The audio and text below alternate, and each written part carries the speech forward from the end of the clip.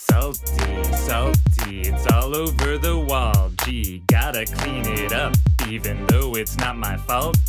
Water's cold, water's hot, guess it's all dependent. Just another day for a flotation attendant. I'm a client with long hair that gets salt on your walls and your benches. I adjust the temps without asking. I drench the floors with my splashing. What a float. I'd like to devote the rest of my day to those in the salt trenches. Thanks for the membership. Thanks for the lessons. Thanks for the podcast about daily solutions.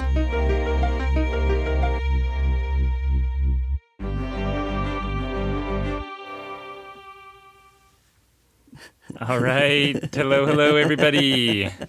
Hey, everyone. I am Graham. And I am Jake. And still no AshCon with us for right now. Instead, we're going to keep cranking through the long list of construction questions that you guys have sent in. And today's is longtime listener, first-time asker. Whoa. Does the salt water destroy your pipes and drains? Question mark. What if I am on a septic system? Question mark. That's two questions. So they got a twofer Yeah, on sometimes their first time in. we let them sneak it in. Yeah, yeah. It's Well, you're lucky you started with a catchy little phrase there at the beating them beginning. scratch from the table. Poor habits, poor habits. But you just hopped right into my habit of making fun of people. That's, speaking of bad habits, I thought we weren't going to do that anymore. You did it. All right. No, great question. Amazing question. Actually, a very serious question. There's two to talk about here. Let's talk about the drains first, and then we'll move on to septic. Yeah. So pipes, drains and pipes. Drains and pipes, and all the way out to the city and out to wherever that goes, wastewater treatment.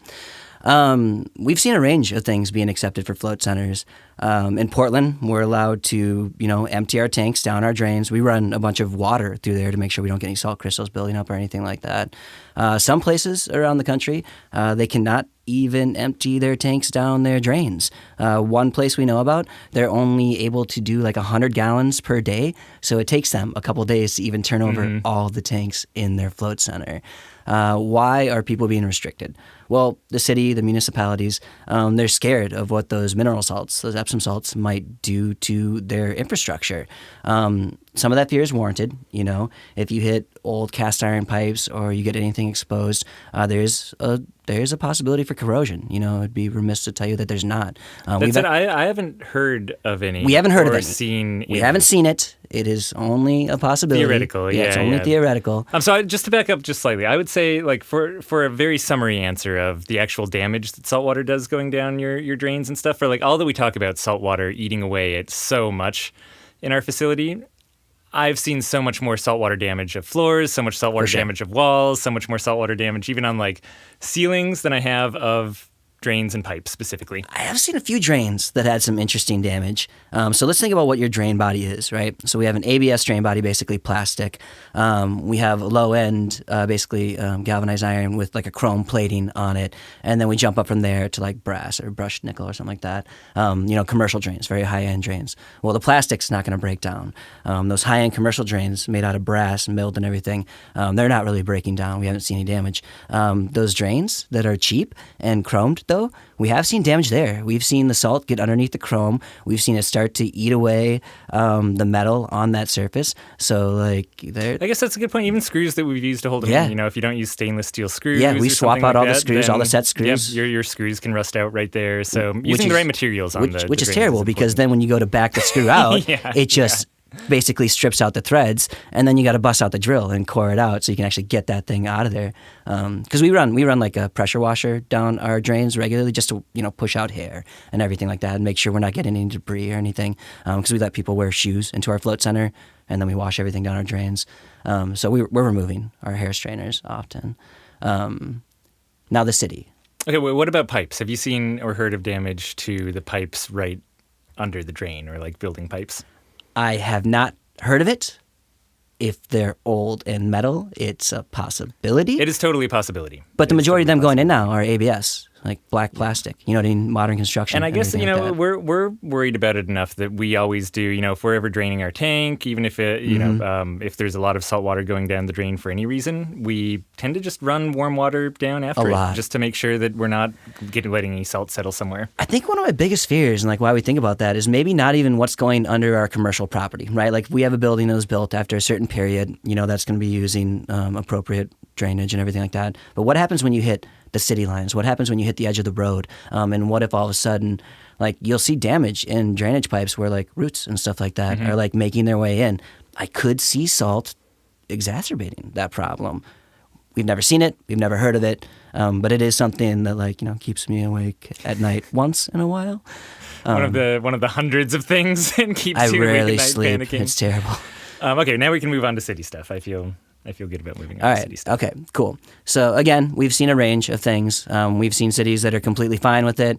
We've seen cities that are like, we're fine with it as long as you run water afterwards. We've seen cities that have limited the amount that you can put down. We've seen cities that have just straight up said no. Like, you're not going to be able to drain that salt water into our system because we have this modern version of sewer system where basically like we have these holding tanks that have good bugs in them, good bacteria that are partially breaking down the waste, and then from there it overflows into the municipal supply. And what they're afraid of is all those salts throwing out the chemistry within those tanks and stuff like that.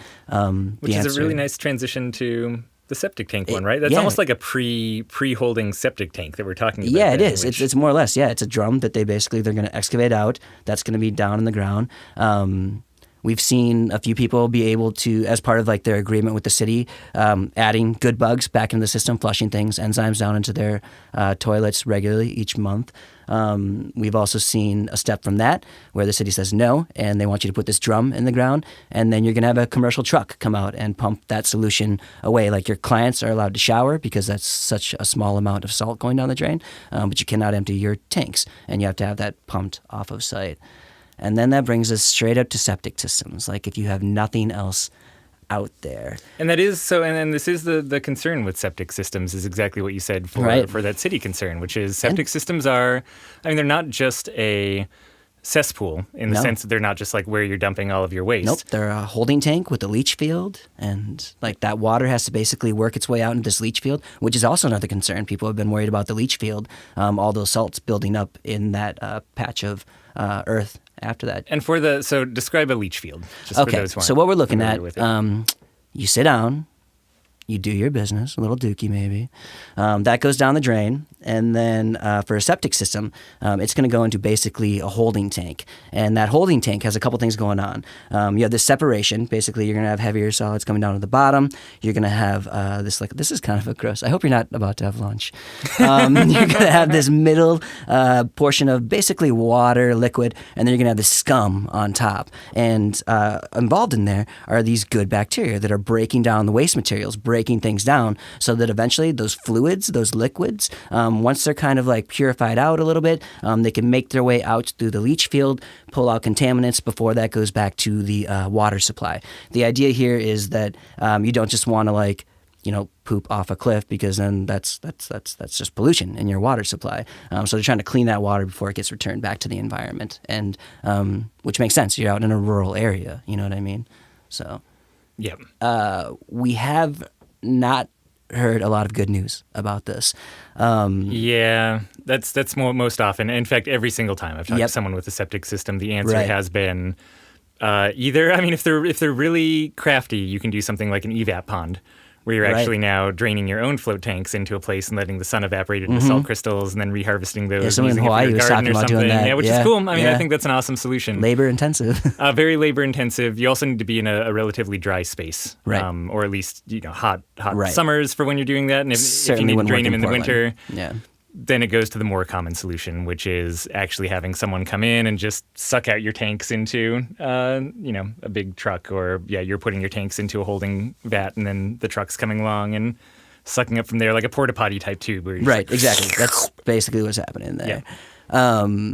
one of our past apprentices is actually hooked up with a septic engineer, which I didn't know was a thing, but very excited. They haven't let us know anything yet. A septician? A septician. I want see. No, they're the gonna septic engineer straighten their would- tie. They're not gonna be very happy about upset that. with me. Go back and listen to the Yeah, last little callback episode there, if for you. it didn't make sense to you. But we haven't heard any news on that front yet. If we hear something, like, clearly we'll let you know. Like, we love sharing information. Or if you guys know anything, like if you've dealt with septic systems in your area, you know, you don't have to just submit questions. Like, you can submit statements. In fact, sometimes we ask for questions and people submit statements. So, like, it can Yeah, happen. let us know. Definitely Yeah. let us know when we're wrong. Don't just sit out there feeling smug, you know.